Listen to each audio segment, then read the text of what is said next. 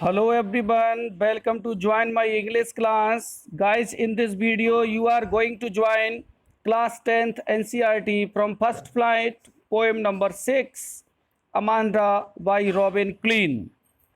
In this video you also join the detailed explanation, poetic devices, word meaning and rhyming scheme of the poem.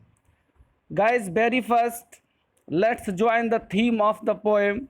What does it say? तो guys सबसे पहले बात करते हैं इस poem के character की। तो इस पोएम का कैरेक्टर है अमांडा, जिसकी एज 10 से 12 इयर्स के बीच की है। और इस पोएम में उसकी माँ जो होती है उसको सारी चीज़ों के लिए इंस्ट्रक्ट करती है और उसको एडवाइस करती है कि dos and don'ts are very careful explain. तो यहाँ पर स्टार्ट करते हैं इस पोएम को। तो सबसे पहले देखते हैं कि this poem depicts the state of a little girl's mind who is constantly instructed about dos and don'ts by her elders. ये पोएम बताती है कि जो लिटिल गर्ल अमांडा है उसको कॉन्स्टेंटली लगातार इंस्ट्रक्ट किया जाता है डूज एंड डोंट्स कि क्या करे और क्या ना करे बाय हर एल्डर्स के द्वारा। She is told not to hunch her shoulders, और उसको ये भी बताया जाता है कि वो अपने कंधों को झुकाकर मत बैठे। टू सिट अप स्ट्रेट, कैसी बैठे, सीधी। She is told to finish her homework and tidy her room, और उसको 2 वर्क भी सौंप दिए जाते हैं कि वो अपना काम पूरा करे एंड टिडी हर रूम, और अपने कमरे को साफ करे। और उसको चॉकलेट भी ना खाने के लिए इंस्ट्रक्ट किया जाता है। But all the time the little girl Amanda keeps dreaming of a life of freedom in the open. लेकिन जो अमांडा है वो अपनी खुले में अपनी आज़ादी के जीवन को जीना चाहती है। मतलब वो अपना जीवन इटसेल्फ जीना चाहती है कि जिस प्रकार से उसको जीना है। तो वो मरमेड्स का एक सीन देखती है कि वो एक समुद्र में जलपरी के जैसे अपने स्वप्न को देखती है। और वो golden hair Rapunzel who lived alone in a high tower, एक बर्ड यहाँ पर आ रहा है रेपोंजेल। मतलब ये एक ऐसी लड़की की कहानी है जिसके बहुत बड़े बाल होते हैं, जिसे हम बिच के नाम से जानते हैं, जो एक बड़े से हाई टावर पर रहती है। और जो टावर पर चढ़ती है तो अपने बालों के माध्यम से चढ़ जाती है, दीवार में बांध कर या टावर में बालों को जोड़कर। तो इस प्रकार से she takes no note of what is being said to her, then she is rebuked for being moody and sulking all the time. मतलब उसके हर समय चिड़चिड़ेपन से रहने के कारण उसकी माँ उसको एडवाइस करती है। तो यहाँ पर इस पोएम में सबसे पहले ये समझ लें कि यहाँ पर एक जो इंस्ट्रक्शन ऑल द टाइम एक इंस्ट्रक्शन दी जाती है उसकी माँ के द्वारा। तो सबसे पहले समझते हैं कि किसी को भी इतना ज़्यादा इंस्ट्रक्ट नहीं करना चाहिए कि फिर उसे अपने जीवन में फ्रीडम की ज़रूरत पड़ जाए। तो चलिए 1 बाय 1 एक्सप्लेन करते हैं स्टेंजास को। तो here join the first stanza Amanda. तो यहाँ पर सबसे पहले देखते हैं द वर्ड अमांडा। तो गाइस सबसे पहले आप नोट करो इस चीज़ को कि यहाँ पर एक एक्सक्लेमेशन मार्क दिया गया है। ये एक्सक्लेमेशन मार्क का मतलब यहाँ पर हर एक स्टेंजा में अमांडा को ही एड्रेसेस किया जा रहा है, इसलिए इस एक्सक्लेमेशन मार्क को आप देख सकते हैं। लिखा हुआ है एवरी चाइल्ड फील्स, कि हर बच्चा महसूस करता है ही सी इज कंट्रोल्ड, कि उसको कंट्रोल किया जा रहा है, एंड इंस्ट्रक्टेड किया जा रहा है not to do one thing और अनदर, कि किसी काम को न करे। You too may feel your freedom is curtail, तो आप वहाँ पर हमेशा क्या महसूस करेंगे कि आपकी आज़ादी का जो जीवन है वो आपकी आज़ादी को छीन रहा है, आपकी आज़ादी को कम कर रहा है। Let's join the first stanza from the poem. Don't white your nails Amanda, don't hunch your shoulders Amanda, stop that slouching and sit up straight Amanda. तो पहली लाइन में क्या बताया जाता है कि अमांडा आप अपने नाखूनों को मत चबाइए, आप अपने शोल्डर्स को झुकाकर मत बैठिए, स्टॉप दैट स्लाउचिंग इस प्रकार के सुस्तपन में आप मत बैठिए, सिट अप स्ट्रेट अमांडा और आप सीधी बैठिए, अपने कंधों को सीधा करके बैठिए। तो यहाँ पर बार बार अमांडा को इंस्ट्रक्ट किया जा रहा है किस चीज़ के लिए, white nails, hunch shoulders and slouching sit up straight की सीधी बैठो। चलिए सेकेंड स्टेंजा की तरफ चलते हैं। तो यहाँ पर सबसे पहले क्या होता है कि जब भी उसकी माँ उसको इंस्ट्रक्ट करती है तो वो कुछ अपने मन में राय रखती है क्या, कि there is a language emerald sea where the sole inhabitant is me a mermaid drifting blissfully.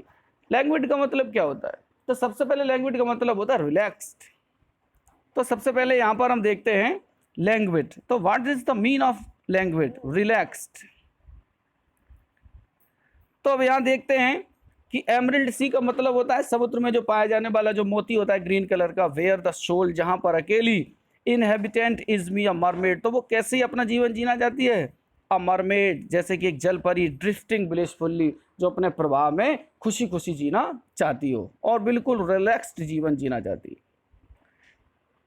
फिर लिखा है यहाँ पर सेकेंड स्टेंजा में, did you finish your homework Amanda, Amanda क्या तुमने अपना होमवर्क पूरा किया, did your room Amanda, Amanda क्या आपने अपने कमरे को साफ किया, आई थॉट मैं सोचती हूँ, आई टोल्ड यू मैंने आपको बताया था, to clean your shoes, Amanda कि आप अपने जूतों को साफ कर लीजिए।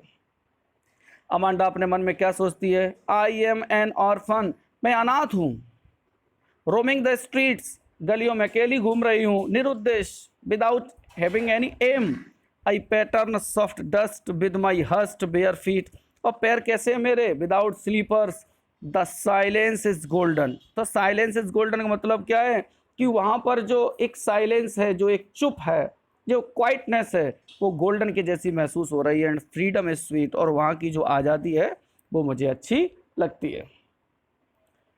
चलते नेक्स्ट पैराग्राफ की तरफ, important paragraph for the exam. Guys सबसे पहले इसको नोट कर लीजिए कि ये एग्जाम के लिए जो पैराग्राफ है ये आपका इंपॉर्टेंट पैराग्राफ है।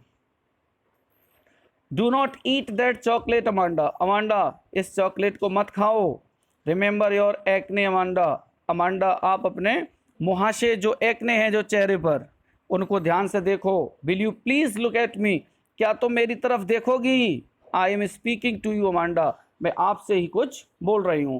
प्लीज यहाँ पर सबसे पहले क्या हो रहा है कि अमांडा से जब बार बार इंस्ट्रक्ट किया जा रहा है, उसको बराबर समझाया जा रहा है, तो वो अपने जो चेहरा है यहाँ पर अमांडा का, तो वो चेहरा नीचे की तरफ झुकाए हुए है, मतलब अपनी माँ की तरफ नहीं देख रही है। तो उसकी माँ कहती है कि क्या तुम मेरी तरफ देखोगी जब मैं तुमसे बोल रही हूँ। तो यहाँ पर पूछा जाएगा कि who is speaking in the sentence, कि इस सेंटेंस में कौन बोल रहा है, तो इस सेंटेंस में कौन बोल रहा है, हर मदर, तो अमांडा की माँ उसको इंस्ट्रक्ट कर रही है। चलिए अब नेक्स्ट स्टेंजा की तरफ पहुंचते हैं। I am Rapunzel, I have not a care, life in a tower is tranquil and rare, I will certainly never let my down my bright hair. I am Rapunzel, ये word मैं आपको पहले ही यहाँ पर एक्सप्लेन कर चुका हूँ कि एक इस प्रकार की जो विच है, WITCH, विच जिसके बड़े बड़े बाल हैं, जो अपने बालों के माध्यम से ही टावर पर चढ़ जाया करती है। ये इस प्रकार की स्टोरी है। आप अगर इस स्टोरी के बारे में कुछ और जानना चाहते हैं तो आप यूट्यूब पर जाकर सर्च कर सकते हैं। केवल बस यहाँ पर ये एक्सप्लेन यहाँ पर किया गया है कि I have not a care, कि मुझे परवाह नहीं है, life in a tower is tranquil and rare, कि ये तो बहुत ही रेयर हैं, I will certainly never let down my hair, मतलब हम अपने बालों को कभी नीचे झुकने ही नहीं देंगे कि इस प्रकार की कोई भी दुविधा मेरे मन में उत्पन्न हो। Stop that sulking at Amanda, Amanda तुम नाराज होना छोड़ दीजिए, you are always so moody, तुम हर समय मूड में रहती हो, मतलब हर समय तुम नाराज सी रहती हो। Anyone would think that I nagged at you, कोई भी सोचेगा आई नेग्ड एट यू मतलब मैंने आपको डांटा है, मैंने आपको नाराज कर दिया है अमांडा। तो यहाँ पर बार बार अमांडा को इंस्ट्रक्ट किया जा रहा है, बार बार अमांडा को समझाया जा रहा है। तो इस प्रकार ये पोएम यहीं पर कंप्लीट हो जाती है। अब सबसे पहले चलते हैं पोएटिक डिवाइसेस की तरफ। गाइस पोएटिक डिवाइसेस के लिए आप वीडियो को पूरा देखेंगे, क्योंकि यहाँ पर जो भी पोएटिक डिवाइसेस इस पोएम में यूज हो रहे हैं तो एग्जाम में पोएटिक डिवाइस पूछे जाते हैं। चलिए सबसे पहला जो पोएटिक डिवाइसेस यहाँ पर बार बार यूज किया जा रहा है, किस चीज को, अमांडा अमांडा अमांडा। तो यहाँ पर आपको मिलेगा रेपिटिशन, कौन सा मिलेगा, रेपिटिशन मिलेगा। इसके बाद आप यहाँ पर देख रहे होंगे सेकेंड स्टेंजा में Did you finish your work, Amanda? Did you tidy your room, Amanda? I thought I told you to clean your shoes, Amanda. तो यहाँ पर आप देख रहे होंगे कि बार बार यहाँ पर जो ओ वर्ड है वो बार बार यहाँ पर इंस्ट्रक्ट कर रहा है. Told, to, shoes, thought. तो यहाँ पर आ रहा है एशोरेंस. कौन सा वर्ड आ रहा है? एशोरेंस. अब यहाँ पर चलते हैं इस स्टेंजा की तरफ. तो यहाँ पर सबसे पहले देखते हैं कि will you please look at me when I am speaking to you. तो यहाँ पर ओ की जो रेपिटिशन है वो बार बार आपको दिख रही है. तो यहाँ पर भी हम एशोरेंस का यूज कर सकते हैं. नेक्स्ट पैराग्राफ में life in a tower is tranquil. Tower, tranquil. तो टी वर्ड को आप यहाँ पर देख सकते हैं. तो यहाँ पर क्या है? एलिट्रेशन है. तो यहाँ पर आपको मिलेगा alliteration. Stop that sulking at once, Amanda. Stop S sulking. फिर यहाँ पर आप देख सकते हैं तो यहाँ पर भी क्या है? एलिट्रेशन का यूज किया गया है. और यहाँ पर भी आप देख सकते हैं कि अमांडा को बार बार इंस्ट्रक्ट किया जा रहा है. तो यहाँ पर भी क्या है आपका? रेपिटिशन. तो इस प्रकार से अब आपके जो भी पोएटिक डिवाइसेस हैं वो कंप्लीट हो जाते हैं. अब आप अपनी राइमिंग स्कीम के बारे में अगर जानेंगे तो सबसे पहले आपको राइमिंग स्कीम देखने के लिए नेक्स्ट वीडियो में जाना पड़ेगा, क्योंकि अब इस वीडियो में जो आप राइमिंग स्कीम देखेंगे वो 1 by 1 स्टेंजास के एक्सप्लेनेशन में देखेंगे. तो thank you everyone for joining this video. और आप नेक्स्ट वीडियो में इसके राइमिंग स्कीम्स के लिए इस वीडियो को डाउनलोड कर सकते हैं. आप कमेंट बॉक्स में जाकर कमेंट कर सकते हैं. Thanks a lot and subscribe this video.